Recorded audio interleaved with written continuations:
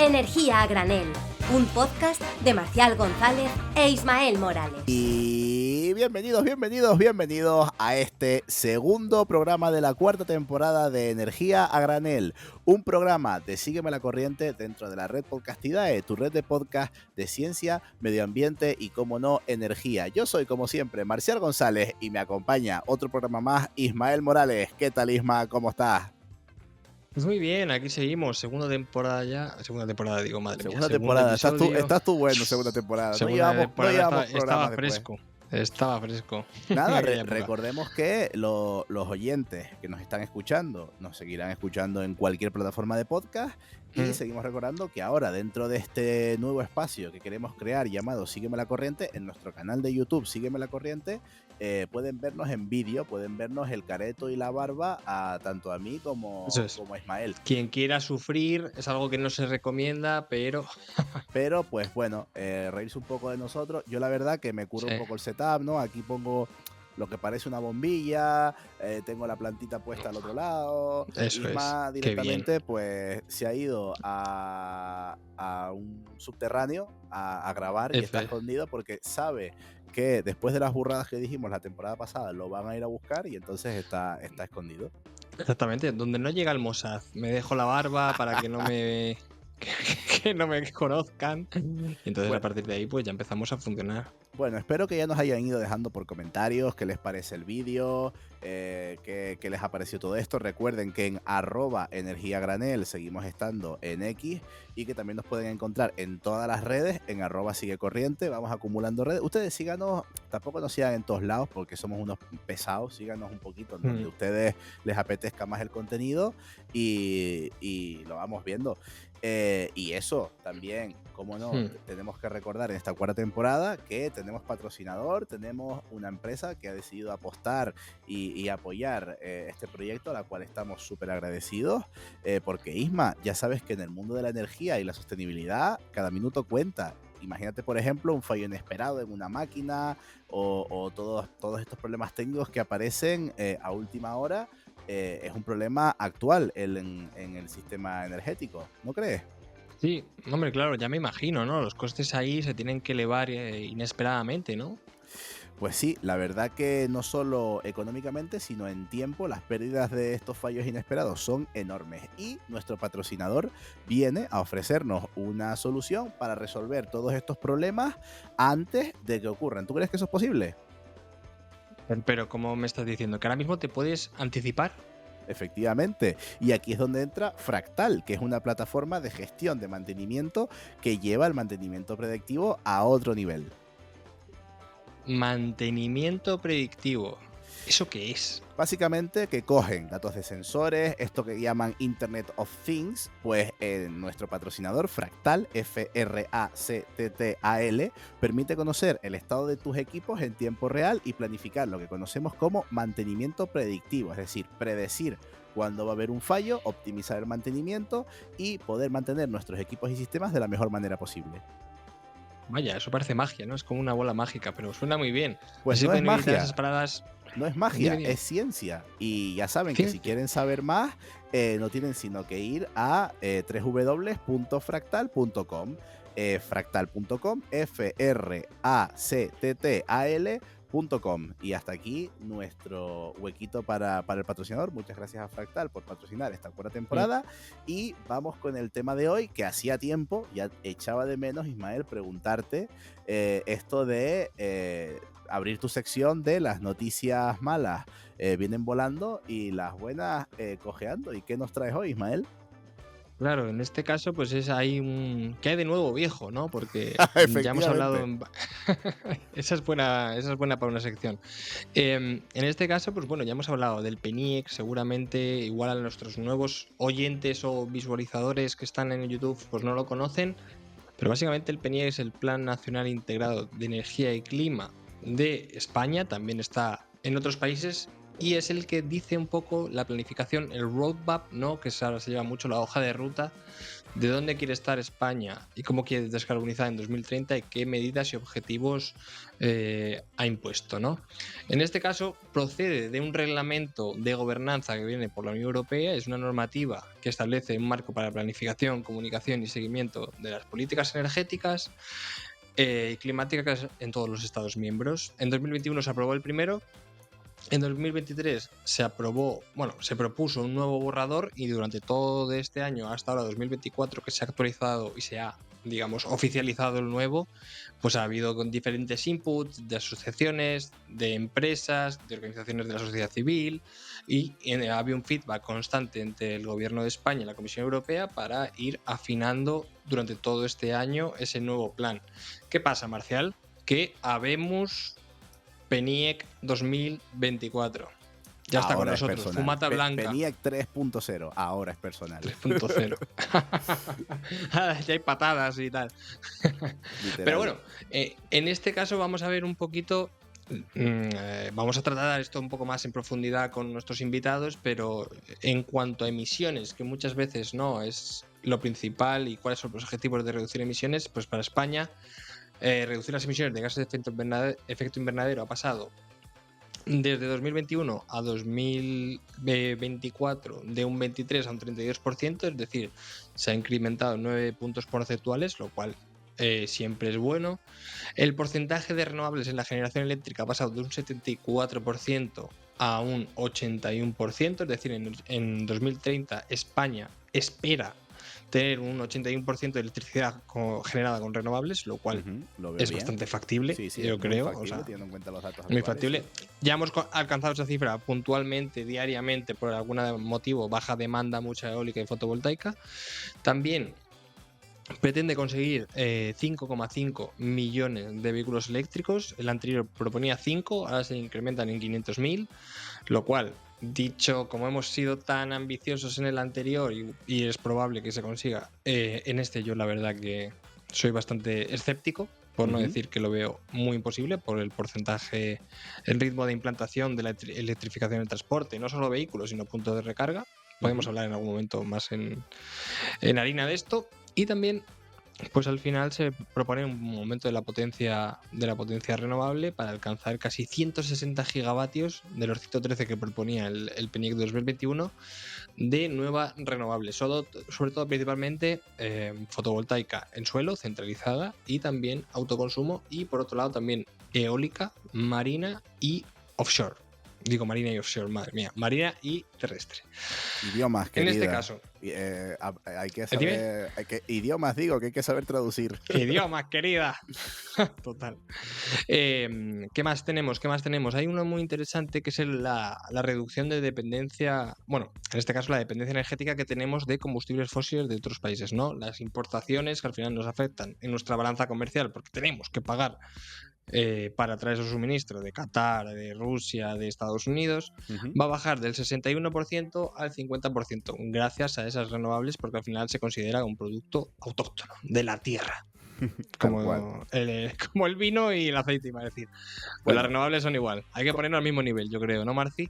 Y otro tema, un poquito, ya me callo, y es que es muy interesante porque el porcentaje de RFNBO, que son los combustibles bioavanzados, biogás, electrocombustibles y biocombustibles, se incrementa de un 2,1% en 2021 a un 17,26%.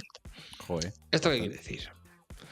Pues que si antes hemos dicho que en riesgo estaba el 5,5 millones de vehículos eléctricos en 2030, esto lo va a poner muchísimo más en duda, porque va a perpetuar de alguna manera el motor de combustión y el vehículo de combustión aquí en España.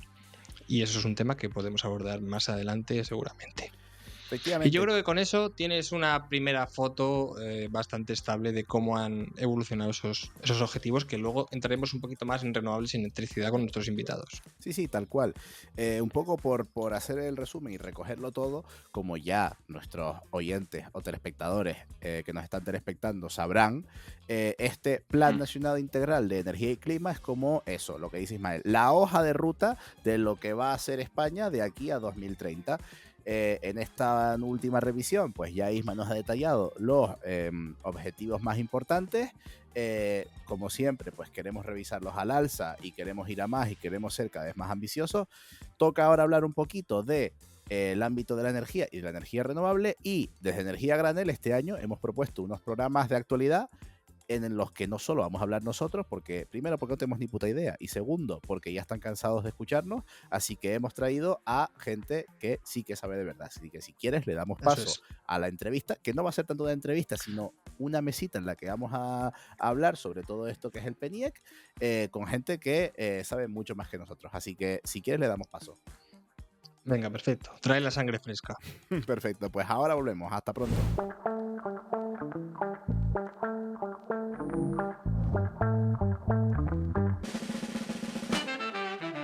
Y ya estamos de vuelta con esta nueva sección más fresquita, esta sección en la que este año queremos contar con otras voces diferentes, con gente que de verdad sepa, porque claro, a Ismael y a mí nos tienen muy escuchados, y Isma, siendo sinceros, la gente está cansada de que demos la turra, ¿no crees?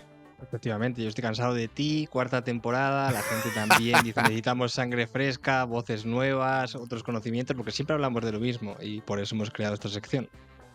Tal cual.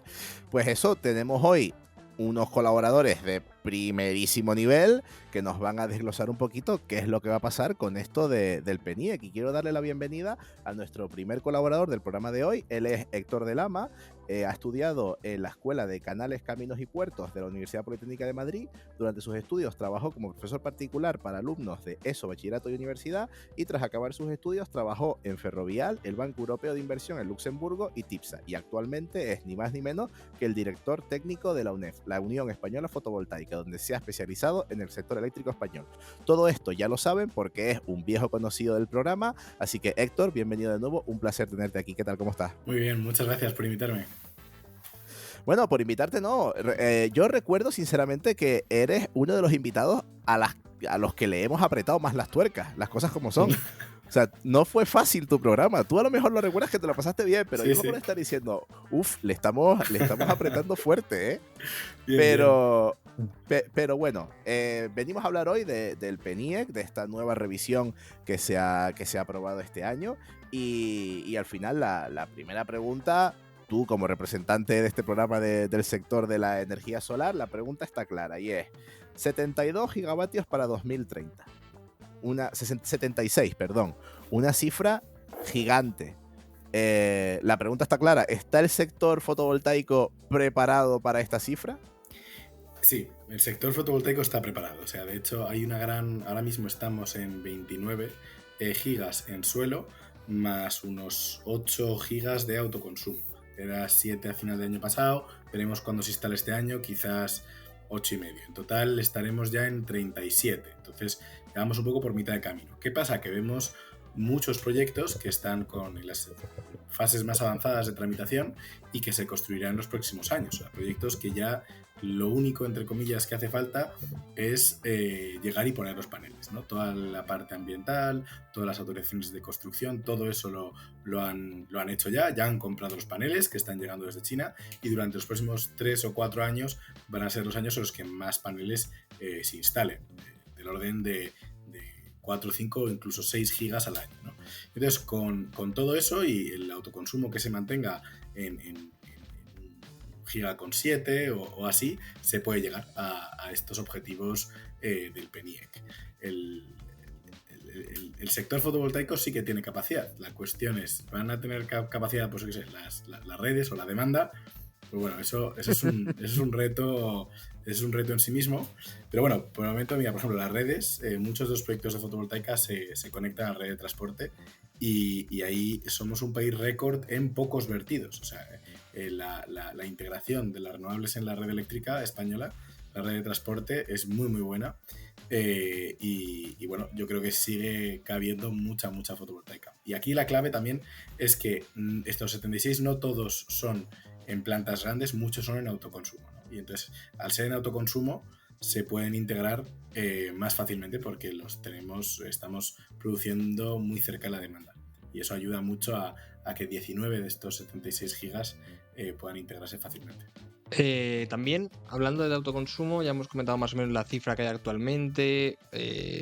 Sí que se siente, ¿no?, en el sector un retraso por el tema de las ayudas, que bueno, y al final se gastaron, pero ahora también se está viendo como un nuevo plan de financiación. ¿Qué te parece a ti esos 19 gigavatios de autoconsumo que se propone el plan para 2030? ¿Qué barreras técnicas o regulatorias, incluso económicas, puede haber para que no alcanzar esos 19 gigavatios o incluso que se superen? Pues desde luego es un reto llegar a estos 19 gigas, ¿no? Ahora estaremos como en torno a 8, como comentaba. Veremos a final de año cuánto se ha instalado en este 2024. Y entonces, para poder llegar a estos 19 gigas hay que conseguir desbloquear muchas barreras, muchas partes distintas. La principal barrera son las empresas de distribución, que no están acostumbradas, no tienen procesos ágiles para integrar todo este autoconsumo, ¿no? O sea, muchas veces, desde que la instalación está finalizada hasta que los excedentes se están compensando, tardan muchos meses, sino incluso años. Es verdad que en autoconsumo pequeño e individual, o sea, por ejemplo, en un adosado, se han conseguido hacerlo más rápido, pero todavía quedan dos grandes retos. Por un lado, las instalaciones más grandes, como pueden ser las industriales, y por otra parte, las instalaciones de autoconsumo colectivo y aquellas ligadas a comunidades energéticas. En esa parte estamos viendo que no está siendo muy ágil toda la tramitación de las distribuidoras y que hay mucho por hacer. En este sentido, hay que hacer cambios regulatorios a todos los niveles. Por una parte, hay que modificar el Real Decreto 244, que es el que regula temas de autoconsumo, y ahí, pues bueno, ahí hay múltiples barreras de todo tipo. Algunas cosas, por ejemplo, hacen referencia a la potencia instalada, que es lo que tienes en el tejado, y no la potencia que inyectas a red, que es lo que de verdad afecta a la red, ¿no? Entonces, como que no está bien actualizada la regulación, porque esos dos conceptos se diferenciaron en un Real Decreto más tardío. Y bueno, muchos matices bastante técnicos, bastante concretos de este tipo, que dificultan que ahora mismo estos dos grandes segmentos, autoconsumo colectivo, que afecta al 70% de la población española que vive en edificios, y el autoconsumo industrial, que bueno, vas por cualquier ciudad y ves polígonos industriales enteros donde cabrían muchísimas instalaciones. Los dos segmentos no están logrando instalar tanto consumo como sería necesario. Y luego hay otros factores que simplemente antes hemos tenido un viento de cola que ahora no lo es, ahora ha desaparecido, ¿no? En 2021-2022 teníamos unos costes de financiación bajos, un precio de la energía alto, de manera que el autoconsumo era más rentable, y por otra parte teníamos las subvenciones. Ahora lo que tenemos es que las subvenciones no han llegado muy bien y eso ha generado un cierto descontento, cierta desilusión, ¿no?, que se contagia, igual que antes servía de elemento tractor. Oye, mira, ponte autoconsumo, vecino mío, que ya verás que te llegan las subvenciones. Ahora es como, bueno, pues todavía no me han llegado. Por otra parte, el coste de financiación, sobre todo en 2023 y 2024, ha subido mucho. Entonces, si la gente tiene que elegir entre liquidar su hipoteca o ponerse a autoconsumo, evidentemente liquida su hipoteca, sobre todo si es variable, como es el caso de muchas personas en España. Claro, esto por darle un toque de explicación, que a mí me cuesta entender la economía, quiere decir que si la gente ahorra un dinerito, va a llegar un punto en el que dice, vale, ¿qué hago con este dinerito? A lo mejor me quito parte del préstamo de la hipoteca que tengo, por ejemplo, o lo dedico a autoconsumo. Y como el interés está muy alto, puede ser que salga más rentable quitarte la hipoteca y ya está, que ponerte autoconsumo. Esto también está desincentivando entonces la instalación de autoconsumo. Eso es. Incluso aunque ese dinero que tienes ahorrado no sea simplemente liquidar la hipoteca, sino dejarlo en letras del tesoro, en otras inversiones de poco riesgo, pues bueno, han sido rentables durante estos 2 años, 2023 y 2024, y entonces pues eso ha llevado muchos fondos de particulares, en menor medida de empresas, pero también hacia esas otras inversiones. Y luego he dicho las subvenciones, he dicho el precio, el coste de financiación, y también otro tercer factor que es el precio de la energía. El precio de la energía ha bajado, no es tan bajo como en 2019, pero no es tan caro como en 2022, ¿no? Entonces, pues bueno, pues ya no lo vemos todos los días en los medios, y entonces pues eso tiene un impacto de que la gente piensa que el autoconsumo no es tan rentable, cuando realmente sí lo es, especialmente porque a lo largo de esos 3 últimos años el coste de los paneles se ha desplomado, y ahora de verdad que es baratísimo los paneles. Evidentemente un autoconsumo no son solo los paneles, hay un inversor, hay una instalación, hay una tramitación, hay otros costes, pero los paneles es una parte importante que ha bajado mucho el precio.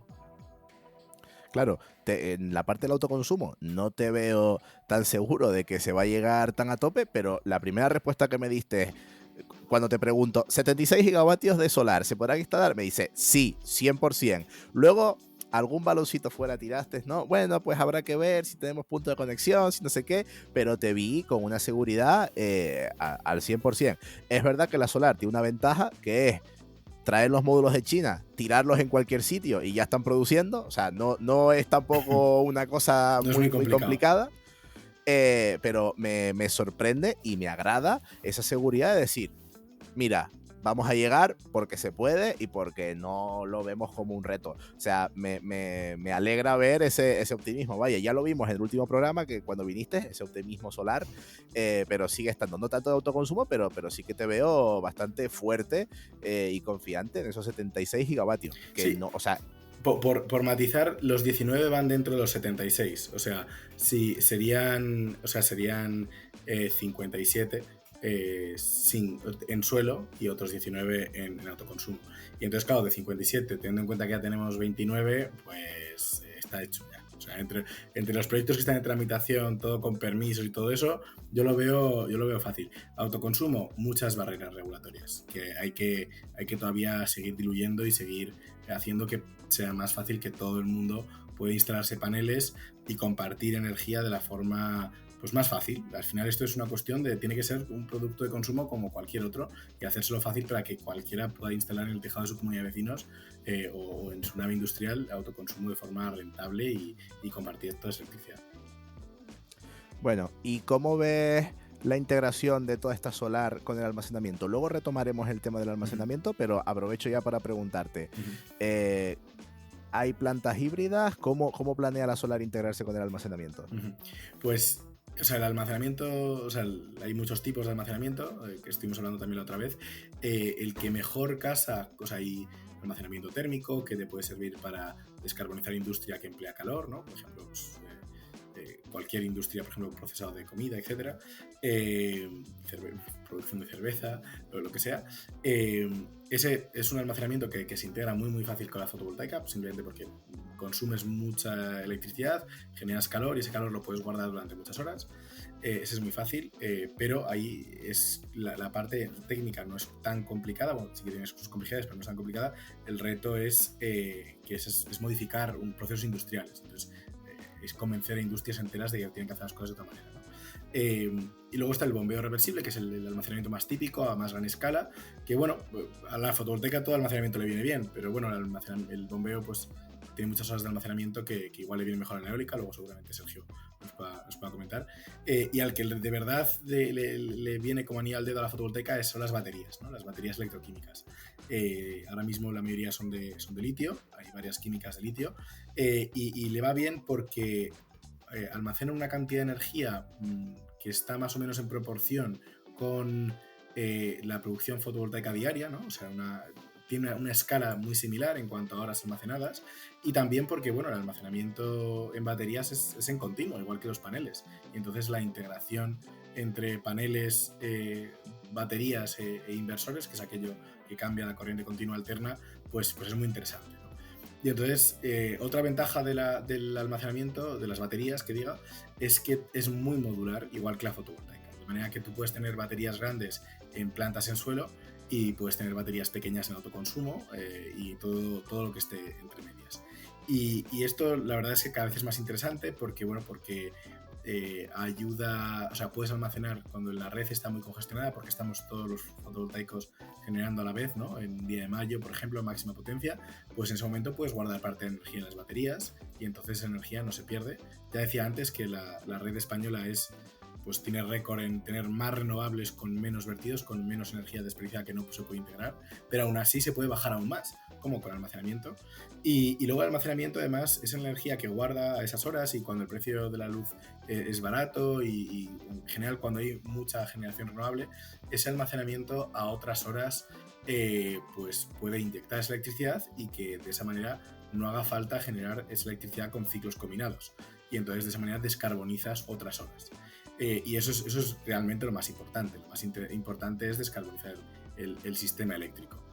Así que, bueno, pues es un poco todo lo que veo. Es verdad que, ya por meter una última cuña final, las instalaciones de almacenamiento en general y baterías en particular, está en España todo listo, pero existen una serie de barreras que dificultan el implantarlo, ¿no? O sea, la tecnología está lista, pero, como no, la regulación le cuesta un poco más terminar de madurar y terminar de entender o integrar cómo funciona esa tecnología que existe y en otros sitios se está instalando pues muchísimo. En California, por ejemplo, en España está costando un poco más, pero por barreras regulatorias que luego podemos comentar en otro. Sí, vamos, estuvimos la semana pasada, Héctor, tú y yo, en Foro Solar, en el foro anual de la Unión Española Fotovoltaica, y yo de lo que más recuerdo que hablaba la gente era de permisos de conexión y de marco regulatorio, porque, bueno, pues es verdad que hay que ir definiendo las cosas poquito a poco. Para que nuestros telespectadores que nos están telespectando, aunque ya les digo que en YouTube lo van a tener sobreimpresionado, que es una novedad nueva que tenemos este año, que podemos poner gráficos en YouTube para que nos vayan siguiendo, la fotovoltaica, según el PNIEC, aspira a ser el 35,6% de la potencia instalada del año 2030, con esos 76 gigavatios, y a generar 138 gigavatios hora de energía anuales. Esto es un 34,08% de la energía total anual generada en España. Y su energía hermana, la eólica, aspira a hacer el 28,9% de la potencia instalada en España en 2030 y generar el 32,06% de nuestra energía eléctrica. Y en la otra esquina del cuadrilátero, aunque no se van a pegar, pero vienen aquí a debatir, representando a la energía eólica, tenemos a otro conocido del programa, a Sergio Fernández Munguía. Él es graduado en Ingeniería en energías renovables y tiene un máster en integración de las energías renovables en el sistema eléctrico, ambos por la Universidad del País Vasco. Trabaja como ingeniero en una multinacional del sector renovable y es autor de una de las mejores newsletters semanales con la actualidad de la industria eólica. Ya lo pueden ver tanto en su camiseta como en su taza, que es Willetter. Sergio, un placer tenerte como siempre aquí. ¿Qué tal? ¿Cómo estás? Muy bien, muchísimas gracias por invitarme y nada, con ganas. Bueno, yo recuerdo que ustedes son las dos caras, ¿no?, de una misma transición energética, que estos años, pues la solar ha tenido una cara muy alegre, y me acuerdo sobre todo cuando viniste tú, que la eólica no tenía una cara tan alegre, ¿no? Era como, bueno, pues un sector que no estaba tan a tope, y Héctor representaba la solar que estaba, pues como hoy, súper segura de sí misma, queriendo tirarlo todo, o sea, estaba súper motivada. Yo te hago la misma pregunta que Héctor, a ver cómo nos respondes, y es, la meta que tiene la eólica, según el PNIEC, a 2030 son ni más ni menos que 62 gigavatios de energía eólica instalados. Teniendo en cuenta que la eólica no es una energía a la que tú le conectes dos cables a un panel, lo tires a donde sea y ya te da energía, si lo tienes que hacer un poquito más de obra compleja, ¿cómo ve la eólica ese reto para 2030? Pues sí, como bien has adelantado, yo no puedo ser tan optimista como Héctor en este caso. Sí que creo que ese objetivo es demasiado ambicioso, por llamarlo de alguna manera. ¿Y por qué? ¿Por qué es demasiado ambicioso? Porque realmente tenemos que doblar la potencia instalada eólica en apenas 5 o 6 años, vamos a decir, 6 años. Y eso equivale a instalar unos 5 gigas o así anuales de eólica. ¿Qué pasa? España jamás ha instalado en un año esa cantidad de eólica. Nunca lo ha hecho. Y por ponernos una idea, Alemania, que es un mercado que tiene ahora mismo más o menos el doble de potencia instalada, también es un mercado mucho más grande, sí ha llegado a instalar más o menos los 5 o 6 gigas algunos años, pero tampoco es algo que haga de continuo. Es decir, es un objetivo muy ambicioso. Y ya como dato, España en 2007 fue el año en el que más potencia eólica instaló y fueron 3,5 gigas. 3,5 gigas. Entonces, lo dicho, es un objetivo demasiado ambicioso. Oye, que está bien ponerse metas altas y ver hasta dónde llegamos, pero yo creo que si alcanzamos esos 3 gigas o así anuales de aquí a 2030, creo que mucha gente estaría contenta, un poco poniendo los pies en la tierra, ¿eh? No sería una mala cifra. Además, en la eólica también, en la solar afecta, el factor autoconsumo ayuda bastante, ¿no? Que va sumando ahí gigas y gigas y gigas, y el autoconsumo eólico es un nicho y... Es pa' friki, las cosas como son. Efectivamente, ni siquiera se aparecen las estadísticas. Entonces, pues ahí está el reto. Y más tirando un poco por otro tipo de tecnología, a la eólica marina, que también el PNIEC ha establecido 3 gigavatios, es algo más incipiente. Bueno, se han aprobado los POEM, también salió hace poco un Real Decreto también para la regulación de esta nueva tecnología. O sea, tú al final, ¿qué tipo de desafíos ves para su implantación a nivel español? Porque en Europa está despegando, va bien, ya lo hablamos también en el último programa, pero bueno, también cómo ha avanzado y si ves un poco factible o los retos de esos 3 gigavatios. Vale, pues el primer desafío es tecnológico, eso podríamos decir que es el primero, porque, bueno, seguro que muchos de nuestros oyentes ya lo saben, pero en España toda la eólica marina potencialmente construible, por así decirlo, según el POEM, tiene que ser flotante, y la tecnología eólica flotante es todavía una tecnología incipiente, por así decirlo, o en proceso de maduración, ¿no? Más o menos para que nos hagamos una idea, menos del 1% de toda la potencia eólica marina instalada en Europa es flotante, o sea que estamos hablando de algo... pues nada, nuevo, en proceso de desarrollo, ¿no?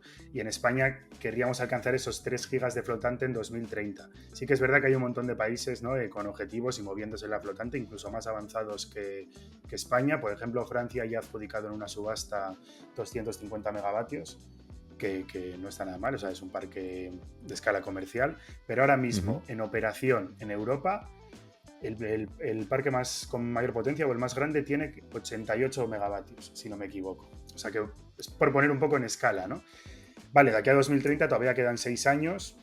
Pero que eso, lo que te iba a decir, perdona que te cortes, ¿Sí? Es que no es tanto tiempo, es decir, es una tecnología que está muy poco madura.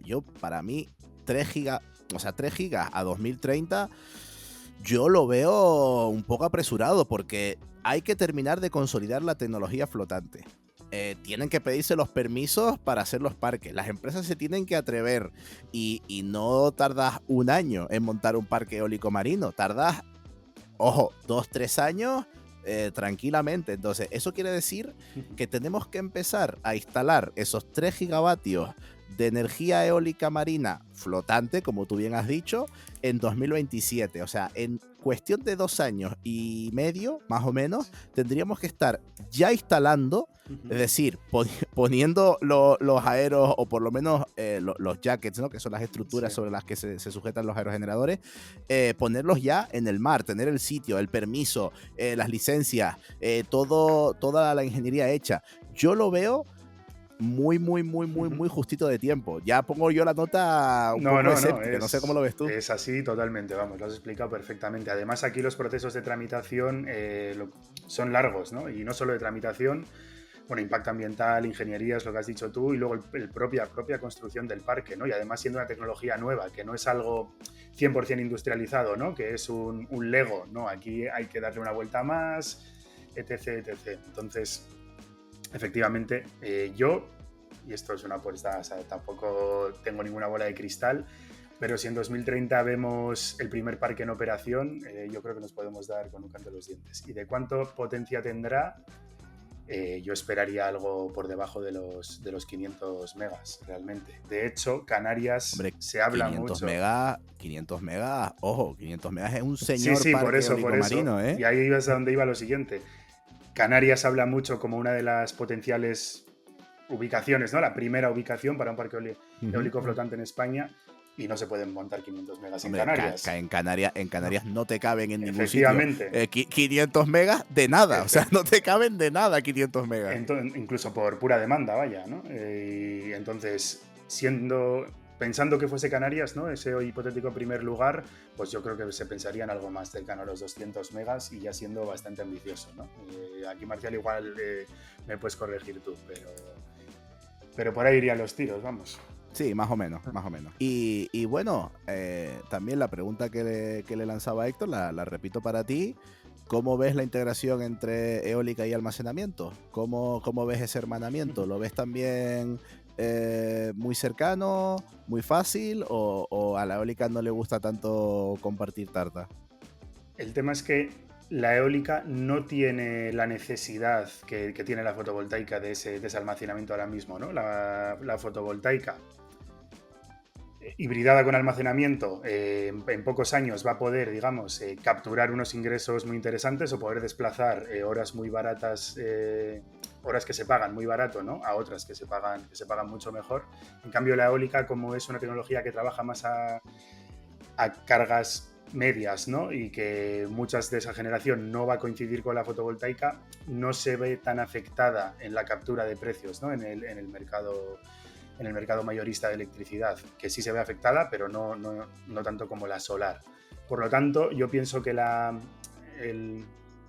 hibridación entre eólica y baterías va a llegar, pero va a llegar más tarde que con la solar, pues básicamente pues porque esa necesidad no existe. Pero hay un punto muy interesante, que es el que ha comentado también Héctor, que es el bombeo. El bombeo, y además hay un caso muy interesante también, que ha hecho Iberdrola en Portugal, que no sé si os suena Támega, que bueno, al final está en el sistema eléctrico peninsular, ¿no? Es una central de bombeo de 1,1 gigas, creo que es, y está hibridada con un parque eólico de 274 megavatios. Es decir, comparten punto de conexión, es un sistema hibridado, ¿no? Y aquí, pues entiendo que Iberdrola en la operación va a poder elegir cuándo bombeo con eólica, cuándo no, en función del precio del mercado. Y eso es un ejemplo que, pues muy claro, ¿no? De que se complementan muy bien, y la verdad es que me parece una estrategia muy interesante, ¿no? El hecho de poder compartir la infraestructura de evacuación y poder hacer esa estrategia de mercado, ¿no? De poder, pues, arbitrar precios, ¿no? O de poder sacar el máximo rendimiento a ambos activos combinándolos, ¿no? Claro, eso te iba a decir también, que es curioso cómo, si en el caso de la fotovoltaica las baterías electroquímicas le vienen genial, pues parece ser que se llevan súper bien, son súper amigas. En el caso de la eólica, lo que le gusta a la eólica es el bombeo. Lo vemos en el caso como la Isla del Hierro, donde tienen ese parque de Gorona del Viento, donde se integran perfectamente el bombeo hidráulico con la energía eólica. Al final, la eólica y la solar son dos fuentes de energía totalmente diferentes. La solar, pues, cuando sale el sol, ¿no? Es esa curvita que sube y luego baja, porque va siguiendo al sol, literalmente. Y la eólica sí que está más loca. A veces sube para arriba, a veces baja para abajo. Entonces va danzando por donde le da la gana. Y eso se ajusta mucho mejor a como querría operar, pues, una hidráulica de bombeo. De hecho, un apunte, Marcial, y lo que sí que estamos viendo, y han estado empezando a construirse los primeros, es hibridaciones de parques eólicos con fotovoltaica. Es decir, parques eólicos existentes que ya tienen, pues incluso que tienen 10 años, o sea, no tienen por qué ser nuevos, a los que, oye, hay unos terrenos alrededor que puede ser interesante, tú ya tienes una infraestructura eléctrica, ¿no? Una subestación, una línea, etcétera, y entonces es una sinergia muy buena, ¿no? Aprovechas la infraestructura existente para conectar, pues, una parte fotovoltaica, y además en el mismo punto de conexión. Es decir, yo tengo un punto de conexión de 50 megas, un parque de 50 megas eólico, y, por ejemplo, hago mis números y digo, pues voy a conectar aquí 30 megavatios solares fotovoltaicos adicionales. Y digamos que ya tienes mucho del trabajo previo hecho, y además, como los perfiles de generación son bastante complementarios, vas a tener muy poco curtailment, ¿no? Por esa limitación de 50 megas. O sea, que eso está claro, tal cual.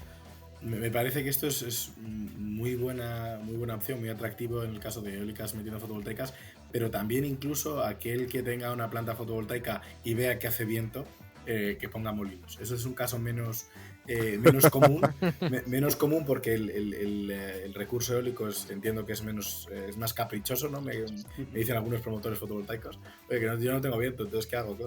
Pero bueno, algunos sí que tiene, y sí que se lo está planteando. Y es que la clave de hibridar es que, como bien decía Sergio, aprovechas todas las infraestructuras que ya tienes construidas, toda la línea de evacuación, todas las subestaciones, el permiso de acceso, e incluso luego ya puedes darle la última vuelta a este rizo, ¿no? Y puedes, si quieres de verdad meter mucha fotovoltaica en un lugar donde ya tienes eólica, igual tienes que meter almacenamiento, ¿no?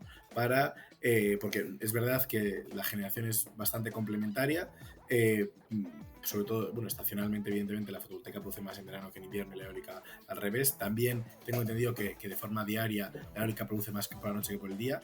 Pero bueno, aún así, si metes mucho de las dos cosas, va a llegar un momento que se te va a congestionar la línea de evacuación, ¿no? El punto en el que tú inyectas a la red eléctrica esa energía de ambas fuentes. Y en ese punto lo que puedes hacer es que si tienes un montón de baterías, en esos casos en los que hay mucho viento y mucho sol, son buenos momentos, y no cabe todo por la línea de evacuación, no puedes meterlo todo en la red, entonces lo metes en las baterías y ya lo sacas en otro momento en el que no haya tanto viento, no haya tanto sol. Y ahí aprovechas, optimizas muchísimo toda la infraestructura que ya tienes construida. Y el permiso, sobre todo, que conseguir esos permisos no es fácil y madurar proyectos que tienen esos permisos no es fácil, entonces aprovecharlo es muy bueno. Y por supuesto a Red Eléctrica le viene genial, porque dice, bueno, ya yo te he dado un permiso y yo sé que en ese lugar lo aprovechas un montón de horas. Bueno, yo los tenía separados porque pensé que se iban a llevar mal solar y eólica, pero veo que no, que hasta pueden ser amigos. Así que yo lo que hago es, me retiro y le paso la palabra a un manchego que sabe de sol, pero también sabe bastante de molinos. Así que Isma, tú te quedas gobernando. Estás inspirado hoy como hilas, temas. Estás inspiradísimo. Sí. La verdad que... nada, yo quería abrir... O sea, siempre el tema es que Marcial me deja los temas polémicos y dice, venga, la pregunta Por supuesto. electrificación... En la cárcel acabas tú. Exactamente. La pregunta de electrificación la dejas tú. Entonces, bueno, vemos como el PNIEC prevé un aumento de la demanda eléctrica aproximadamente de un 34%, ¿no? También, pues bueno, de esa demanda prevé, pues bueno, 30 teravatios hora que van para almacenamiento eléctrico, también 41 para exportación, consumos en el propio sector energético. Entonces yo le quería preguntar a cualquiera de vosotros, la pista está abierta, qué problemas puede suponer y los retos o soluciones que puede haber a la lenta electrificación que estamos viendo que ya se ha producido incluso desde el primer PNIE que se publicó en 2021 y en 2024 que prácticamente no hemos avanzado nada porcentualmente hemos avanzado un 3, un 4%, ¿no? Bueno, yo tengo opiniones bastante fuertes en este sentido. Creo que para de verdad lograr la electrificación que hace falta necesitamos tener una política fiscal verde, una política fiscal que grave más aquellas fuentes que son más contaminantes, ¿no? Entonces, aquí la electricidad tiene un impuesto que nunca vemos porque ocurre antes de que se internalice las ofertas del mercado mayorista, no lo vemos en la factura, sino que ya nos llega un precio un pelín más caro del mercado mayorista aproximativo y es el precio del valor de la producción de energía eléctrica, el IVPEE. Pero luego además de ese tenemos el impuesto especial de la electricidad, que ese no es solo la energía, también es a todos los costes de redes, etc. Luego tenemos unos cargos por las políticas energéticas del pasado y algunos cargos por las políticas energéticas actuales, como es el Fondo de Eficiencia Energética, el bono social. Entonces, esos costes que tenemos en la factura, que no tienen otros países de nuestro entorno, es lo que hace que la factura que tenemos aquí en España sea más cara que los países de nuestro entorno, porque lo que es en sí la energía en el mercado mayorista, lo que se retribuye a los generadores eólicos, fotovoltaicos, etcétera, eso es más, suele ser de los más bajos de Europa, ¿no? Pero ¿qué pasa? Que cuando llega al consumidor no, porque están todas estas cosas. Entonces, lo que tiene sentido es trasladar esta carga fiscal a otras fuentes que sí que son contaminantes, ¿no? Entonces, pongamos, por ejemplo, el gas natural, pues el gas natural apenas tiene carga fiscal. Tiene IVA, igual que la electricidad, pero tiene un impuesto especial a los hidrocarburos que es bajísimo. El diésel y la gasolina sí que los tienen un pelín más alto. Desde luego no tienen dos impuestos, tienen solo uno. La gasolina y el diésel es un pelín más alto, pero en el gas natural es bajísimo, ¿no? Entonces, claro, aquí hay una idea muy importante y es que de toda la energía que consumimos en España, en torno a un cuarto es electricidad y 2/4 son combustibles o consumo directo de combustibles fósiles, ¿no? Entonces, si tú bajas, pongamos un 15% la electricidad, solo tienes que subir un 5% el resto de cosas, ¿no? Porque tú subes un 15% de X y subes un 5% de 3X, ¿no? O sea, entonces la cantidad, la recaudación fiscal se queda igual, pero no has podido bajar, o sea, has logrado bajar mucha electricidad sin tener que subir muchos combustibles fósiles. Y esto no es una cuestión solo, o sea, habrá espectadores, quizás la mayoría que telespectadores que nos están telespectando, por favor, son telespectadores que colaboradores nos están- habituales. eso es, Sí. Vamos a aprender a usar los términos como tienen que ser, ¿eh? telespectadores que nos están telespectando, que bueno, que consideren que hay que hacer la transición ecológica y más pronto que tarde, pero habrá otros que no, habrá otros que digan, bueno, pues esto es una cosa de frikis y de Agenda 2030, y pues bueno, esos incluso también hay argumentos para ellos, ¿no? Porque España cada año se deja 70.000 millones en importación de combustibles fósiles, ¿vale? O sea, normalmente importamos una cantidad de combustibles fósiles de una magnitud similar de lo que exportamos de turismo, ¿no? El turismo cuenta como exportación porque es una entrada de divisa extranjera, y entonces lo que ganamos por turismo lo perdemos por combustibles fósiles. O sea, imaginémonos una España que en vez de tener lo que ganamos de turismo, tuviéramos el doble, porque tendríamos lo del turismo y lo que no perdemos de los combustibles fósiles, ¿no? Entonces, para la macroeconomía de nuestro país, este sería uno de los avances más significativos, ¿no? El dejar de combustibles, de quemar combustibles fósiles, tendría un impacto muy, muy importante. Entonces, tener una política fiscal que es coherente con los objetivos climáticos y además es una política fiscal que refuerza aquellas fuentes de energía que producimos en el país, y porque preferimos consumir pues lo que produce el vecino en su tejado o lo que produce una planta fotovoltaica en Extremadura o en Andalucía, mejor que importar gas de vete a saber dónde, de vete a saber qué tiranía está produciendo gas en ese momento, o petróleo y sus derivados, pues tiene mucho más sentido consumir electricidad de por aquí que no combustibles fósiles de otros lugares. Entonces, bueno, yo creo que primero de todo tiene que haber una política fiscal verde, y tiene que haber un convencimiento por parte de todo el mundo, ¿no? Porque cuando haces estas modificaciones fiscales, pues son disruptivas. La gente dice, oye, ¿y por qué de repente esto lo hemos cambiado de un sitio a otro, ¿no? Los impuestos. La gente no tendría por qué pagar más, simplemente se pagaría en sitios distintos. Te lo ahorras en casa, lo pagas en el coche, o lo que sea.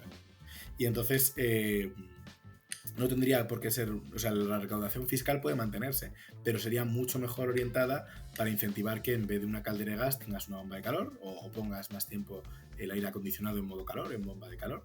En vez de tener un automóvil de combustión, igual te puedes usar una moto eléctrica, un patinete eléctrico, una bici eléctrica, quizás un automóvil eléctrico, pero para muchos trayectos en ciudad no es necesario. Y lo mismo para la industria. Antes hablaba de ese almacenamiento térmico del que se habla demasiado poco, que consiste en que sobrecalientas agua a unas horas, por ejemplo, en horas solares o en horas de mucha generación eólica, y ese agua o lo que sea, o esos ladrillos, luego ese calor lo extraes a otras horas de producción. Pues bueno, hay que dar unas señales de precios adecuadas para incentivar que esa industria se electrifique, y pues eso yo creo que pasa por una política fiscal verde. Totalmente de acuerdo. La fiscalidad verde es algo que llevamos demandando durante años. Como tú bien sabes también, el Fondo Nacional para la Sostenibilidad del Sistema Eléctrico es algo que se quería tramitar hace ya, pues, creo que eran 2 años, ¿no? Para igualar un poco las fiscalidades entre la electricidad y otros combustibles fósiles. Es algo que está totalmente guardado en el cajón. Y ahora también viene, bueno, el sistema ETS2, ¿no? Que son los derechos de emisiones que se van a aplicar también para el transporte por carretera y para edificación, que también busca, digamos, conseguir esa asignación de entre tecnologías, ¿no? Y hacer más costo eficientes aquellas que están descarbonizadas. Y también, bueno, pues quería también comentar un poco, Sergio, ¿qué te parece tú? ¿Qué opinas? Bueno, de fiscalidad verde o cómo avanzar en la electrificación para cubrir toda esa generación que se va a ir incrementando.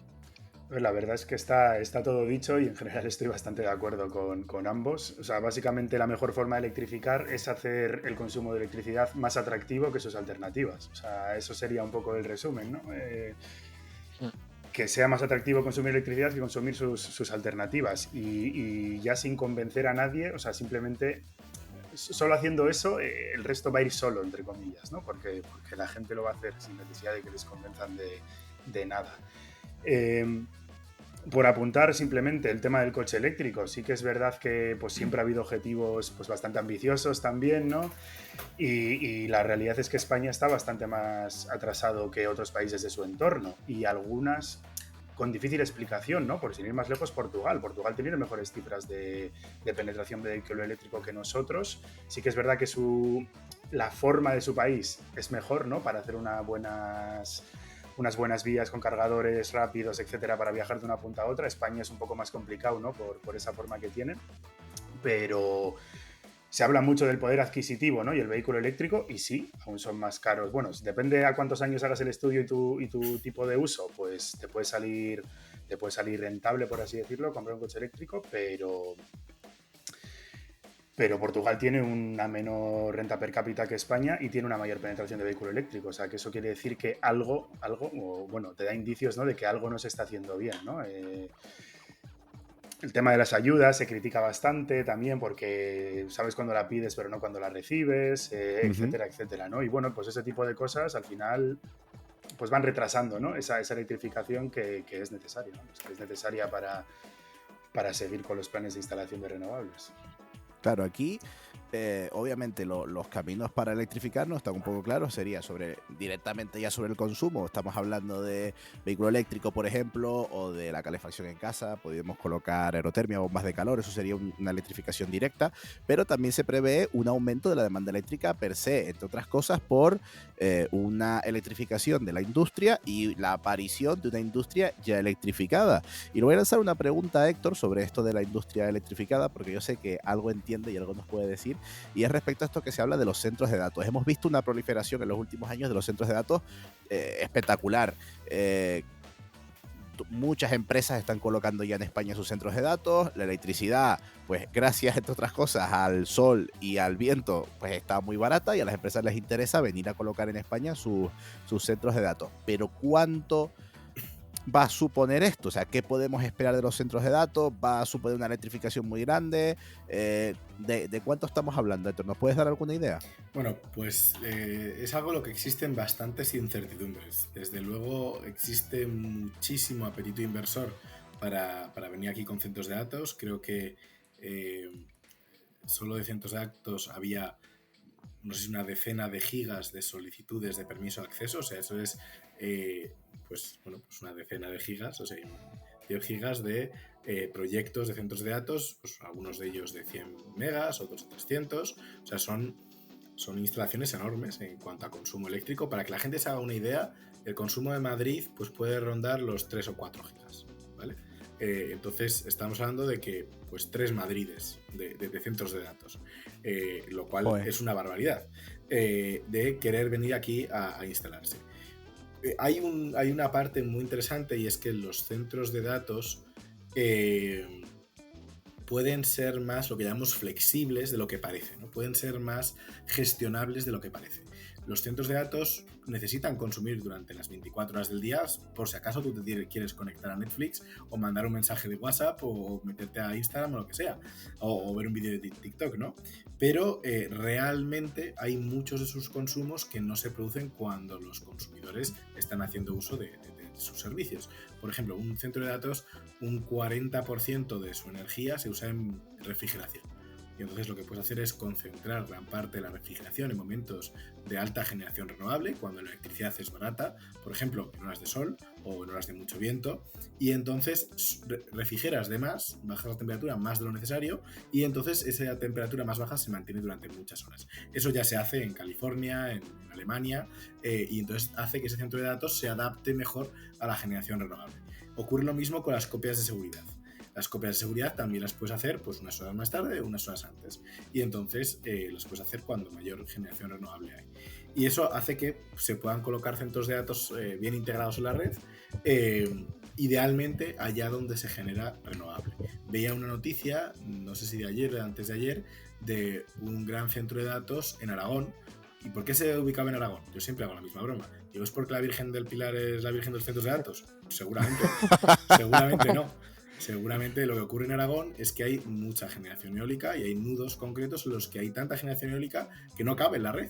Bueno, pues si pones un centro de datos ahí, esa generación eólica que no puedes meter en ningún sitio, que la red no da más de sí, bueno, pues la puede utilizar el centro de datos. Y entonces, mira qué bonito, hemos conseguido generar pues una industria, una actividad económica, ayudando a que las renovables cuadren mejor en la red, ¿no? ¿no? Y además estos centros de datos pues, pueden ir acoplados con almacenamiento, que les dan servicios de seguridad de suministro, y también les permiten pues, ampliar esta flexibilidad de la que he hablado de consumir más cuando hay más renovables y pues bueno, consumir menos o en el caso de tener almacenamiento incluso inyectar a la red en aquellos momentos o autoconsumir en aquellos momentos en los que la electricidad es más cara.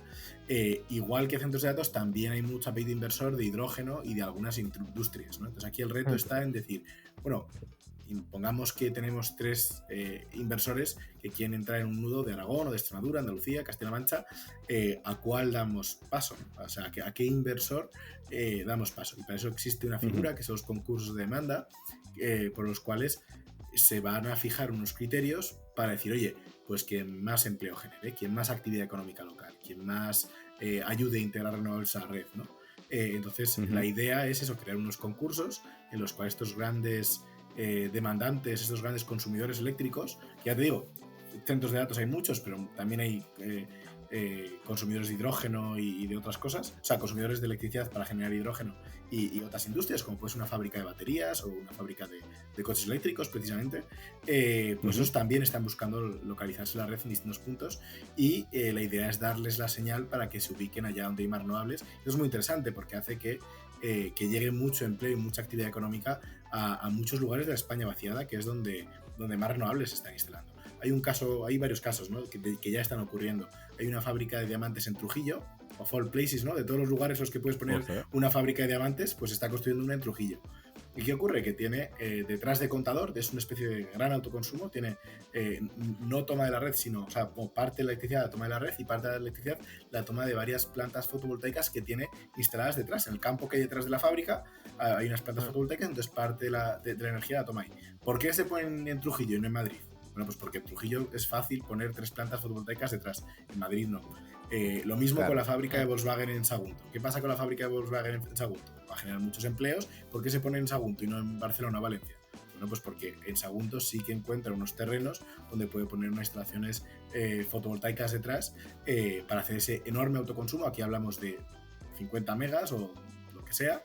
Y bueno, pues esa energía autoconsumida, además, ahí sí que no tenemos los problemas de estos cargos e impuestos. Algunos impuestos sí, algunos cargos sí, pero el autoconsumo tiene, al no ser electricidad que se integra al sistema eléctrico, tiene una situación favorable. Y entonces todo eso que yo criticaba en la pregunta anterior de que no tenemos una fiscalía verde, bueno, pues quien tiene autoconsumo sí que se beneficia, ¿no?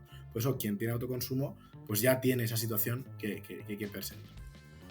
Bueno, nos queda claro esta parte de la electrificación. También nos queda claro que a partir de ahora de Extremadura va a ser típico el jamón, las cerezas del Jerte y los diamantes de Trujillo. Esos son los productos de souvenir que vamos a encontrar ahora. Voy a cambiar un poquito el tema, nos estamos quedando sin tiempo, pero no quería dejar de hablar de, bueno, ya lo comentó Héctor, ¿no? Algunos nudos que tienen sobrecapacidad en algunos momentos, no cabe toda la energía. Recordemos que estamos hablando en 2030, vamos a tener 62 gigavatios de eólica y 76 gigavatios de solar. No sé cuántos se van a pelear, pero es verdad que ese bajo curtailment, esos bajos vertidos que decía Héctor a principios del programa, no sé qué perspectivas hay en 2030. Obviamente necesitamos almacenamiento porque va a haber momentos con mucho vertido, va a haber momentos donde pues tengamos mucha solar y mucha eólica y no queramos desperdiciar esa energía. ¿Cómo enfoca esas horas valle, esas horas con mucha generación renovable, la eólica, Sergio? Pues buena pregunta. A ver, aquí la verdad es que me pilláis un poquito, pero... Sinceramente, uno de los puntos en eólica, y creo, bueno, en solar no sé si es más previsible, esto ya nos dirá Héctor, pero el tema de la previsión de la generación, ¿no? O sea, cada vez ser más fino, previendo exactamente la generación eólica que va a haber, ese es un punto que puede ayudar bastante. Luego, aunque esto ya sería trabajo lógicamente del transportista, ¿no? Cuanto más conoces la red o cuanto mejor modelada la tienes o cuantos más inputs metes a tu modelo, ¿no? Para ver cómo son los flujos de energía, quizá con la misma infraestructura puedes tener un mayor aprovechamiento, ¿no? Por ejemplo, las líneas, esto sería lo más básico, ¿no? En verano y en invierno no pueden llevar la misma potencia, pero si además vas metiendo más factores, sabiendo más, conociendo más la demanda, etcétera, etcétera, etcétera, pues entiendo que ahí se puede aprovechar algo más de potencial, ¿no? de la red existente.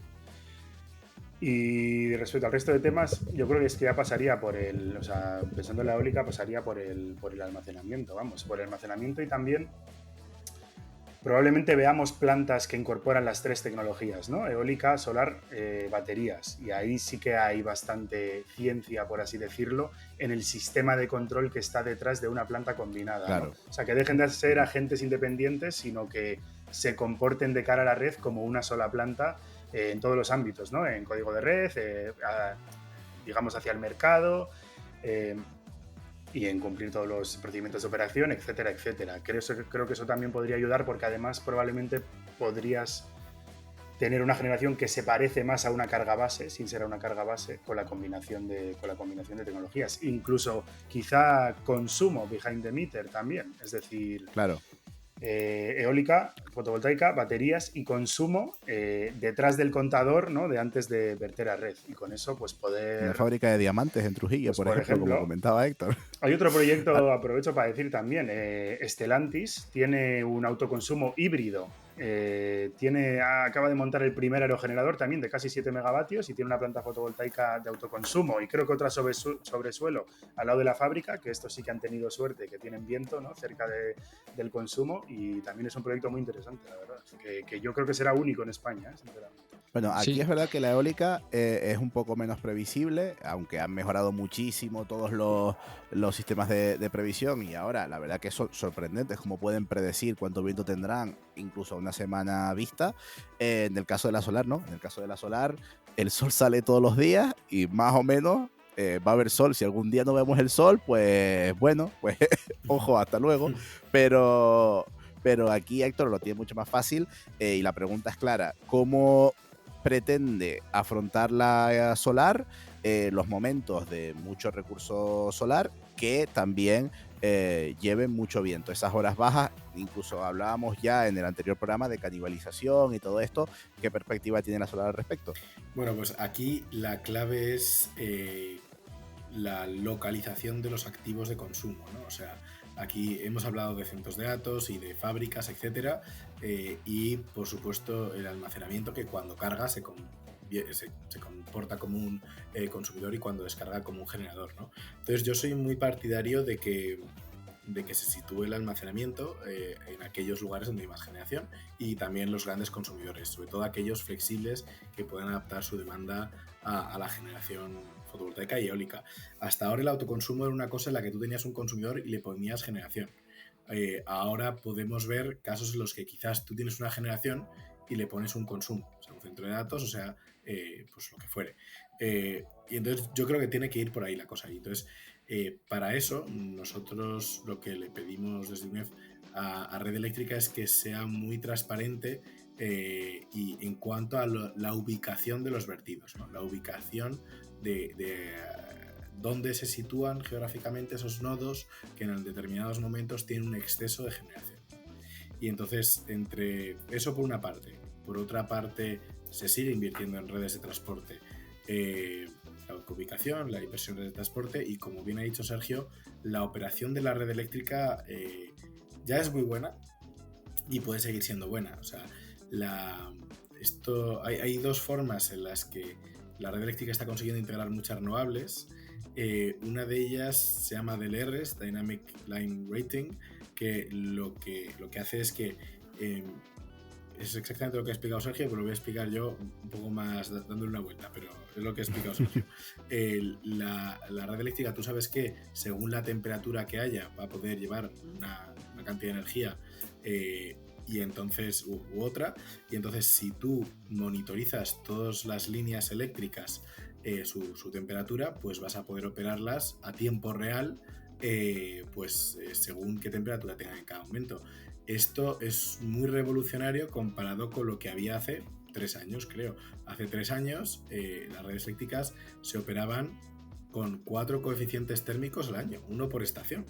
eso es un poco chapuza, o sea, me refiero. O sea, anda que no hay temperaturas distintas dentro de invierno y dentro de verano en distintas zonas de España, además. Entonces, ahora, por suerte, salió la legislación pertinente para que se puedan operar con la granularidad geográfica y temporal que requiere el operador del sistema, o sea, la red eléctrica. Entonces, puedes operar, en vez de utilizar el mismo coeficiente, o sea, el mismo coeficiente para toda España, utilizas según cada línea, según cada zona, puedes utilizar uno distinto y además teniendo en cuenta, por ejemplo, si hace más viento en un lugar, pues las líneas eléctricas se te enfrían más rápidamente y entonces puedes aprovecharlas mejor. Entonces esto está muy bien, la verdad.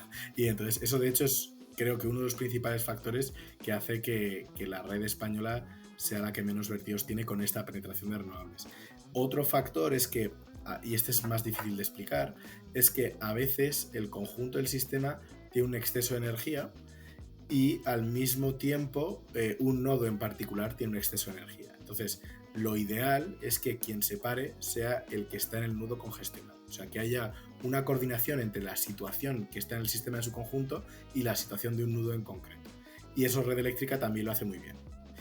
De manera que aquel que esté recibiendo vertidos o que vaya predeciblemente a recibir vertidos mañana, pues se prepare porque diga, ostras, que vas a recibir vertidos, pero el que tú en algunas horas reduzcas va a aportar estabilidad al sistema en su conjunto, no solo al nudo en concreto, sino que si lo haces en los momentos adecuados, pues vas a aportar estabilidad al sistema. Esto, para quien quiera un lenguaje más técnico, es que puedes operar en los mercados de frecuencia, ¿no? O sea, en los mercados de terciaria, en reserva de sustitución, puedes operar de esa manera para que no te den restricciones técnicas, ¿no? Los mercados son para estabilizar la frecuencia del conjunto del sistema y restricciones técnicas es lo que ocurre a nivel nodal, a nivel zonal, a nivel geográfico concreto, ¿no? Entonces, que tú des estabilidad al sistema en su conjunto, aprovechando que de todas formas no cabes en tu nudo. Entonces dices, bueno, pues me bajo yo primero, que no, mejor que me bajo yo, que no voy a caber de todas formas, mejor que se baje otro, que él sí que cabrá, y entonces eso hace que las situaciones en las que se limita la producción de gente en nudos concretos son mucho menos probables, porque esa gente ya se ha quitado por otro motivo, esa gente ya está dando estabilidad al sistema, entonces como que no hace falta pararles a ellos ya se han parado por otro motivo. Sí, bueno, yo creo que ya nos estamos pasando de tiempo, pero es muy interesante y yo creo que otro día tenemos que hacer un programa más de redes, ¿no? Que yo creo que de Marcial también sabe un poco de eso. Y nada, bueno, nos queda todo claro. Yo creo que al final pues tenemos un poco todos los ingredientes, ¿no?, que componen este PNIEC, los retos en realidad que tenemos a nivel de eólica, de redes y de fotovoltaica, tanto a nivel de suelo como de autoconsumo. Y aquí pues queríamos abrir dentro de esta nueva sección, pues no tenemos varita mágica, eso en realidad no existe, es para las entrevistas. Y queríamos pues jugar para que nos dierais una definición muy corta de lo que pensáis que es este PNIEC, ¿no? Este PNIEC ya aprobado en 2024. No más de, bueno, una frasecilla, 2, 3 palabras, para un poco darle la resolución final por vuestra parte. La idea es generar con esto el clickbait, es decir, sí, el PNIEC, 2 palabras, un churro, o el PNIEC, 2 palabras, la crema, o sea, rollo muy rápido. Así que ya, Sergio, venga, el PNIEC, muy rápido. La carta a los Reyes Magos. Yo Héctor, rápido. Ambición necesaria o una ambición necesaria.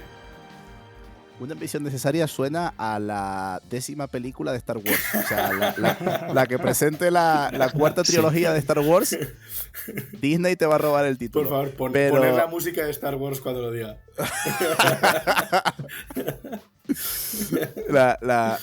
¿Prefieres la de la fuerza o la marcha imperial? ¿Cómo te ves más? ¿Como Darth Vader o como Luke Skywalker? La fuerza, no Darth Vader, ¿no? No, Darth Vader sería una tecnología chunga, una tecnología, yo que sé, con reactores de 1 giga o algo así, ¿sabes? Algo algo contaminante, ¿sabes? O sea, Darth Vader sería algo que emite CO2 o algo que emite otro tipo de contaminación, ¿sabes? Héctor de Lama con el cuchillo entre los dientes. Te vamos a sacar esa... Hombre, esa captura a lo mejor va para las redes, lo pensamos. Ismael, rápidamente, el PENIEC, una frase, defínelo. Realismo mágico. Muy bien, vale, pues perfecto. Pues tenemos ya los 3 títulos. No, yo soy el presentador, yo me abstengo. Se lo ha leído hoy. O sea, me ha dicho esta mañana, claro, pásame todas las tablas y todos los Excel que tengas para prepararme un poco el programa. Si te lo vas a leer tú, ¿por qué me lo voy a leer yo? Esa es mi filosofía de vida. Pues bueno, la verdad que quedan temas súper interesantes por fuera. Quedan hablar de temas como, por ejemplo, qué va a pasar con los ciclos combinados, que ven una reducción bastante seria en su potencia instalada. Qué va a pasar con la nuclear, también es quizás uno de los temas centrales de este PENIEC, que también ve reducida en bastante medida su potencia instalada con ese calendario de cierre desde aquí hasta 2035. Ya podemos asegurar que prácticamente se va a cerrar Almaraz en Extremadura y bueno, pues se seguirán cerrando las centrales nucleares hasta 2035. Eso es un tema que podíamos haber tratado también en este programa, pero no nos cabe todo, así que probablemente si Isma me deja, lo trataremos, el futuro nuclear lo trataremos en otro programa. Comenten por redes si quieren que lo comentemos algún día, aunque a Isma no le guste. Pues eso, este ha sido el programa del PENIEC, que ha sido un formato de esta 4ª temporada, que hemos querido darle un poquito más de dinamismo, un poquito más de actualidad, traerles a ustedes la información. Espero que lo hayan entendido todo. Darles las gracias a nuestros invitados, tanto a Sergio Fernández Munguía, en tu red, ahora no sé si es @WillLetter, porque me interesa mucho que la gente siga WillLetter. Ya lo dije en el anterior programa, que está súper bien, pero ¿cómo eran las redes? Sí, recuérdame. Bueno, a ver, si queréis suscribiros y ser lectores, tenéis la newsletter, que es gratuita, que es en Substack, en la plataforma esta que está bastante de moda, no sé si la conocéis, y si ponéis WillLetter en Google o WillLetter Substack, os va a aparecer, os vais a encontrar rápido. Y si no, en redes sociales, en LinkedIn WillLetter y en Twitter WillLetter_, porque estaba cogido. Pues bueno, ahí pueden encontrar toda la información de la belga que nos trae Sergio Fernández Munguía, y nuestro otro colaborador ha sido Héctor de Lama. Me he tenido que entrar en X porque es que tu arroba sí que es un Cristo, que es @HDLG94. Entiendo que es Héctor de Lama González García Gutiérrez. Lástima. Pues eso, las iniciales de Héctor de Lama Gutiérrez 94, HDLG 94, lo pueden encontrar en X, también es súper activo, comenta muchísimas cosas, obviamente sobre todo sobre el sector fotovoltaico, pero no únicamente, y recuerden también que a nosotros nos pueden encontrar en @energiagranel. También no acabar el programa sin darle como siempre las gracias a nuestro patrocinador, a Fractal. Recuerden que si quieren saber más sobre Fractal y sobre sus productos de mantenimiento predictivo, entrar en fractal.com, fracttal.com. Ahí tienen toda la información. Nosotros, como siempre, hemos sido Ismael Morales, @ismoralopez en X, y yo, Marcial González, @p_renovable. Saben que estamos en YouTube, nos pueden ver los caretos durante esta entrevista, y si nos están escuchando, pues yo se los agradezco, porque no verme la cara es algo bastante positivo, pero es verdad que viene bien porque también subimos grafiquitos y esas cosas. Ismael, ¿te ha gustado el programa de hoy? Espectacular. Yo creo que uno de los mejores, ¿no? Probablemente sí, ¿por qué no decirlo? Pues nada, gracias a los invitados, gracias a Ismael por aguantarme, gracias a los telespectadores que nos han telespectado todo el programa, y nos vemos la semana que viene. Adiós, hasta pronto, chao. Gracias. Continua o alterna, de Thomas o de Tesla, está vivo o está muerto, con o sin cebolla. Sígueme, la corriente, sígueme, electrón con electrón. Sígueme la corriente, suscríbete y sé mi protón.